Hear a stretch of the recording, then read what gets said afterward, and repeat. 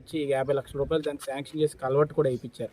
అంటే ఈ రోజు ఏంటంటే ఒక సత్తా ఉన్న నాయకత్వం చంద్రబాబు నాయుడు గారు కానీ పవన్ కళ్యాణ్ గారు బీజేపీ కూటమి వస్తే ఈరోజు అభివృద్ధి పనులు అనేది ఆటోమేటిక్గా జరుగుతున్నాయి. అంటే అది సత్తా ఉన్న నాయకుడి వల్ల అవుతుంది తప్ప ఎవరి వల్ల కాదు.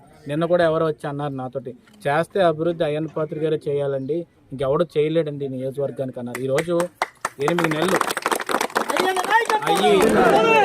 అయ్యి 8 నెలలు ఎలక్షన్స్ ముందు వచ్చి కొబ్బరికాయలు కొడుతుంటారు అందరూ, కానీ 8 నెలల్లోనే 20 కోట్ల రూపాయలు ఈ నర్సీపట్నం టౌన్కి, నియోజకవర్గానికి కాదు టౌన్కి తీసుకొచ్చిన నాయకుడు అయ్యన్న పాత్ర గారు మొత్తం నియోజకవర్గానికి 80 కోట్ల పైన తీసుకొచ్చారు.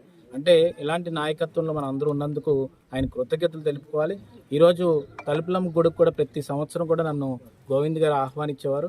ఆ గుడి దగ్గరికి కూడా ప్రపోజల్లో రోడ్డు పెట్టేశాము, అది కూడా శాంక్షన్ అయిపోతుంది. ఆ అమ్మవారి దగ్గరికి కూడా ఎంతోమంది నేను ఆ రోజు రావడం చూసినప్పుడు అమ్మవారిని కోరుకున్నాను, ఎట్టి పరిస్థితుల్లోని గవర్నమెంట్ వచ్చిన తర్వాత ఇదే రోడ్డు వేయించుకోవాలని. అది కూడా దగ్గరుండి గోవింద్ గారి చేత వేయిస్తాం.